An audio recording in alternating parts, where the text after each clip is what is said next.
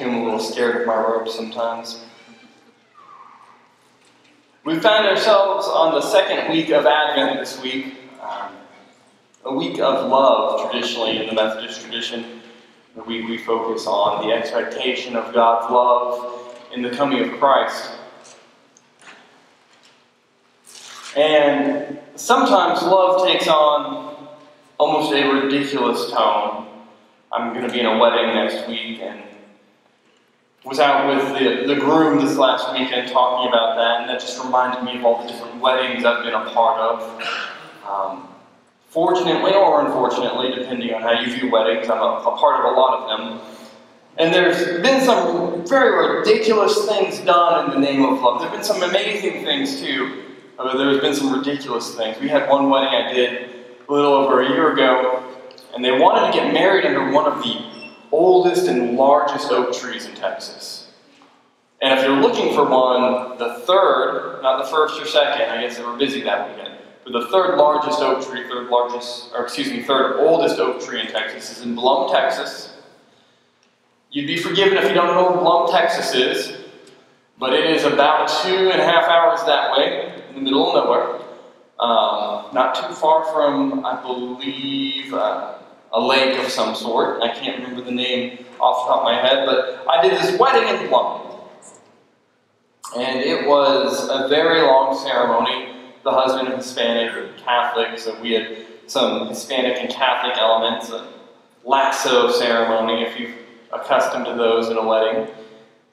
And we also had the bride who was Protestant and had some Protestant elements and traditional Protestant elements and communion.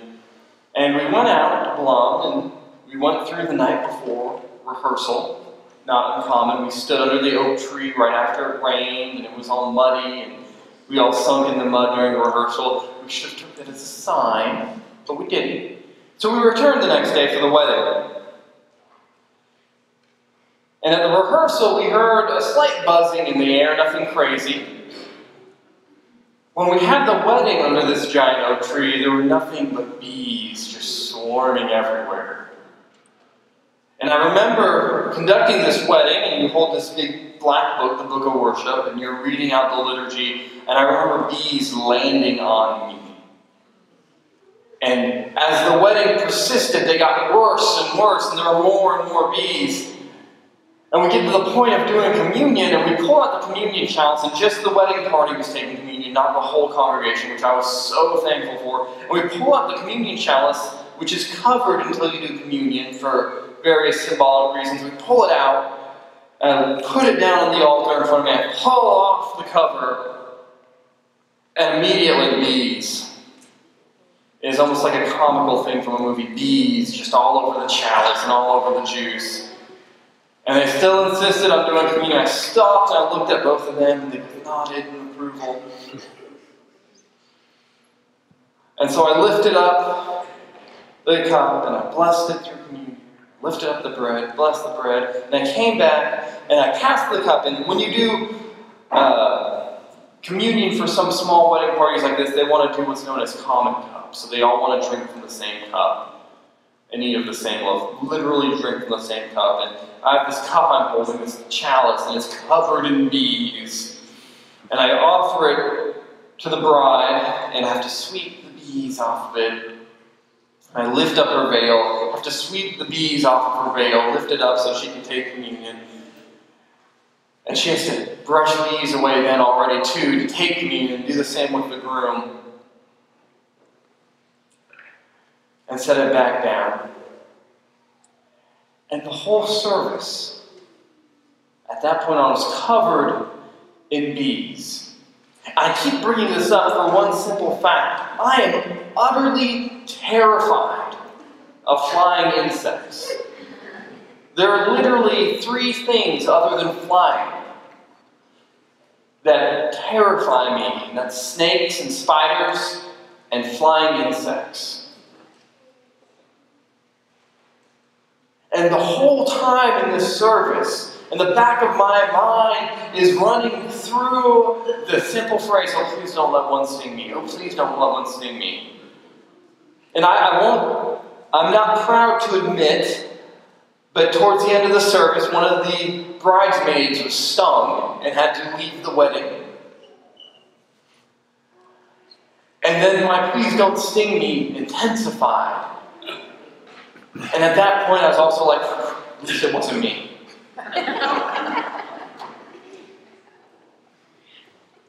We do crazy things for love. We'll endure bee-infested ancient oak trees to declare our love to one another. We endure fear to show our love for one another. I can't help but think about the fear that's inspired in the face of great love when I read this passage of the angel coming to visit Mary. I think it was a lot worse than the fear I have of bees and conducting a wedding in a bee-infested field. Because you have this lady who is approximately 16, 17 years old. She's a junior, maybe a really young senior in high school. And if you don't notice, this usually gets left out in the telling of the story, but if you didn't catch it at the very beginning of the passage, she is already 6 months pregnant. People can already tell that she's pregnant when the angel finally visits and declares what's happening. And even at that point, this girl has to contend with the reality of being pregnant in a society that literally stones people for children out of wedlock. And the way the scripture portrays it, and the way it's often portrayed in our culture, is just that she's meeting that reality with a certain measure of stoicism. She is calm and collected, we often portray her as at this point. I don't think that's a correct portrayal, looking at the situation facing her. She's going to lose her husband, her potential family. At this point in history, women are treated like second-class citizens, so she's going to lose her standing in the community, possibly her home. There's a good chance because of this, if she were to go back to her parents' house, they would not take her back. She's faced with the reality of losing her means of living.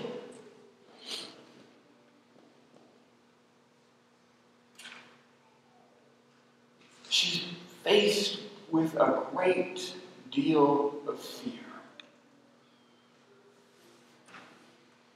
And in the midst of all of that fear, this girl squeaks out the question, how is this so? How can this happen?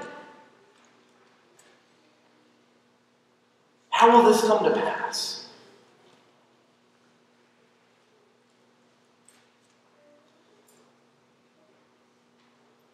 And you know the rest of the story. We just read it. The angel says, well, it will come as part of the Holy Spirit, and the Spirit will fall upon you, and you will fulfill the prophecy. Essentially, a virgin will bear a son, and his name will be Emmanuel, God with us. But I think it's funny, we minimize in this story of Mary the amount of fear that she had to overcome to display great love and to bring that love into the world.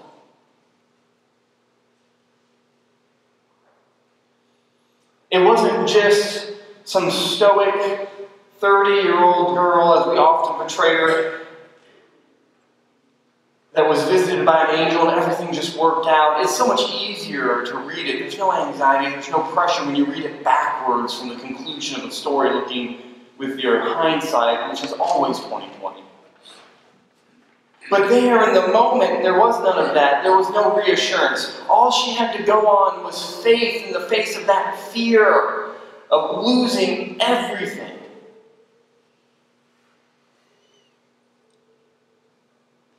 All she had to trust was her love of God.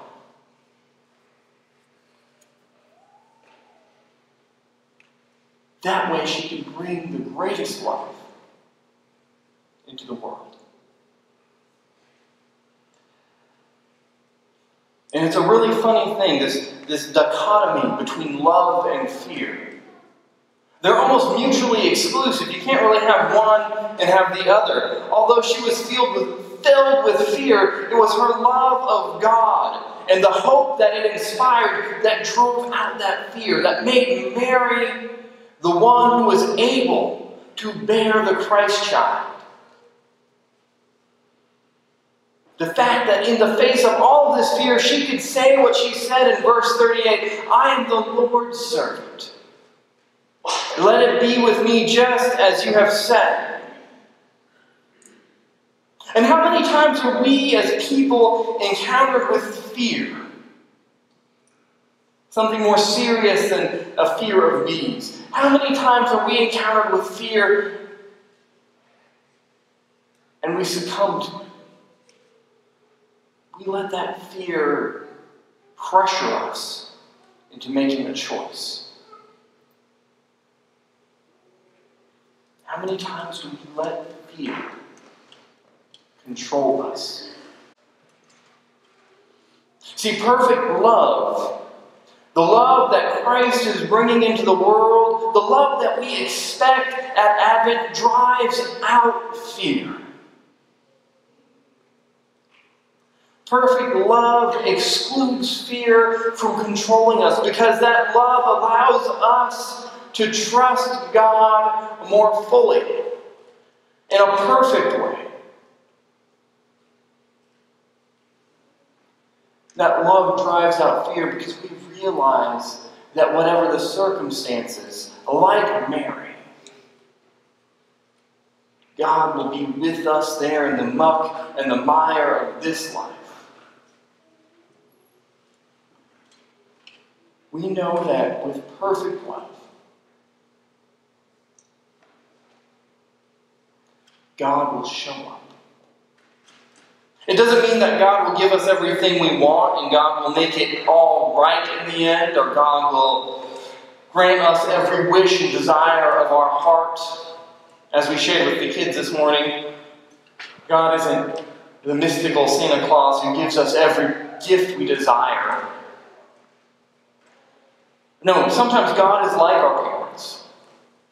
And sometimes God gives us socks. We don't want socks. No one wants socks for Christmas. No one wants to excitingly rip into the box and see nothing but socks. But sometimes that's what we need. And it's in the face of the fear this world pushes on us that we can know that through God's love, He will give us what we need, not necessarily what we want.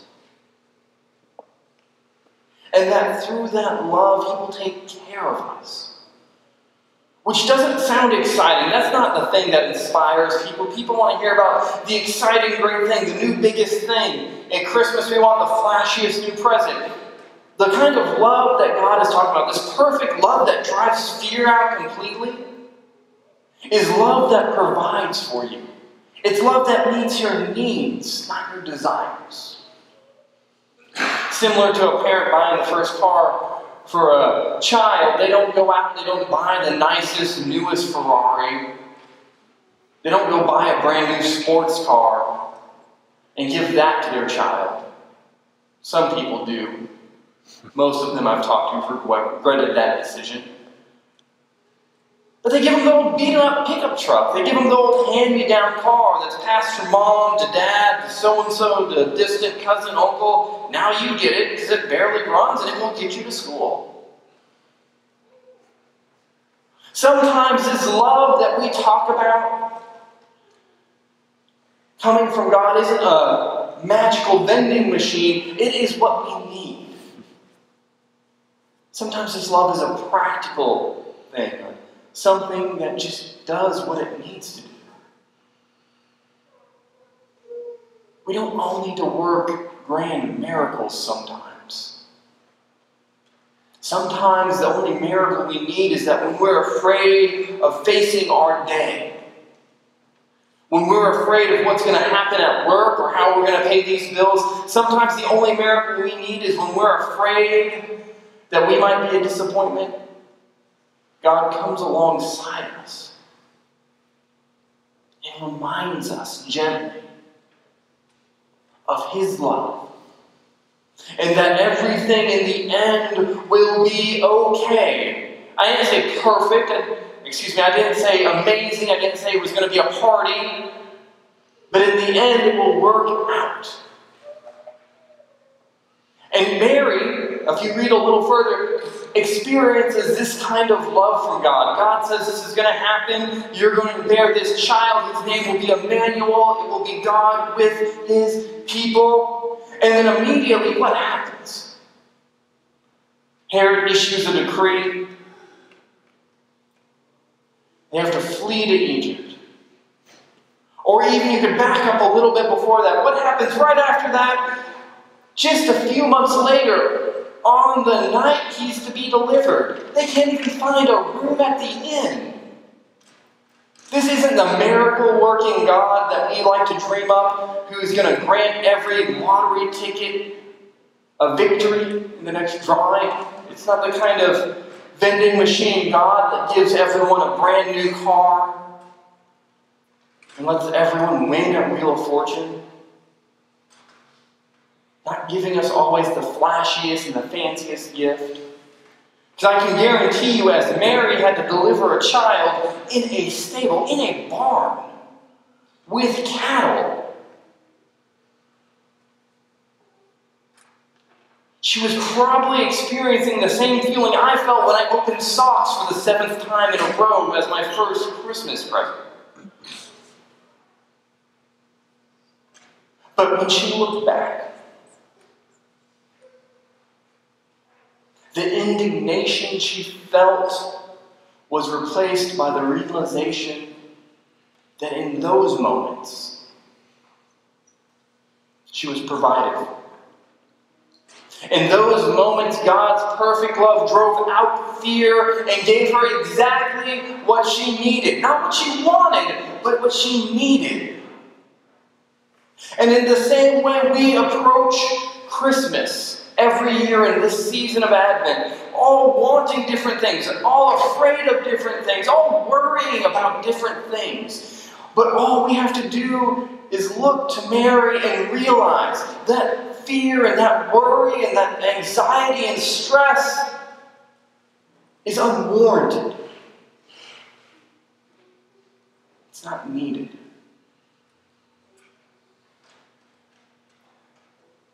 Because God, in His love, will make sure that we make it through. He'll make sure that we survive Advent. Now, we might not have the best Christmas party, and every little thing might not work out the way we want it. Not everyone's going to love every gift we buy them, and not everything is going to go perfectly. But I guarantee you will look back and you will see in this season, as we celebrate and expect the love of God to come again, where that love has provided for you.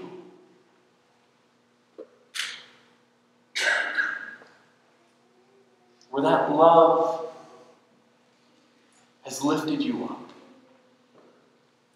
just when you needed it. Maybe not in the manner you wanted. Maybe not in the place or the time you wanted. But in a way that you needed. As I conclude the sermon, I want to lift up again these cards in here.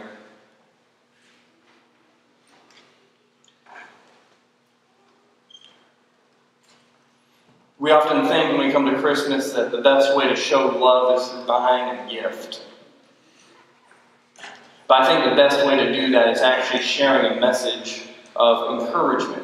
So last week, we had a small Christmas tree, and you had inserts where you decorated an ornament during worship, and you put down what you hoped for the next year. This is a little different. We have blank cards in your bulletin this morning. There are 6 different ministry areas in our church that do most things. We have office volunteers who do so much work behind the scenes. We have youth and children's ministry, those 2 different areas. We have a nursery that has been running more work than we have in a while. We have a music ministry. And we have backpack buddies. And I want you to take these cards, and I want you to fill out a note of encouragement or a note of gratitude to one of those areas. Or if you want to do multiple areas, there are more of these cards out there in the back. You can grab a few more. But for the rest of Advent, we're going to have stockings up on the trees out there that have those ministry areas. I want you to fill these cards out and drop them in those ministry areas as an encouragement, as a way to show your love and appreciation for what they do. You're invited to, if you want to, give a special gift to those ministry areas and leave it in the stockings.